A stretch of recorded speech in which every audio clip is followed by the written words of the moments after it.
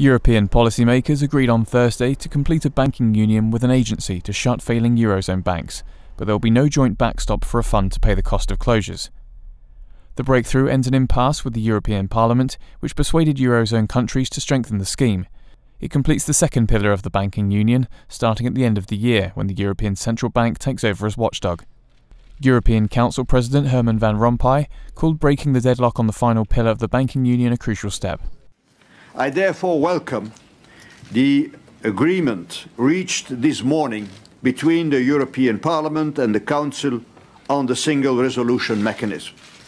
After the agreement last year on the single supervision, the agreement today on single bank resolution is a crucial step towards the completion of the banking union. I congratulate.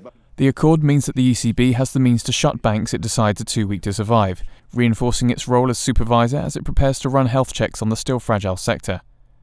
Under the deal reached, a fund made up by levies on banks will be built up over 8 years, rather than 10 as originally foreseen.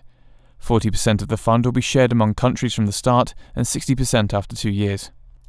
Thursday's accord makes it harder for EU countries to challenge the ECB if it triggers bank closures and establishes a common €55 billion backup fund over 8 years, quicker than planned but far longer than the ECB's watchdog had hoped.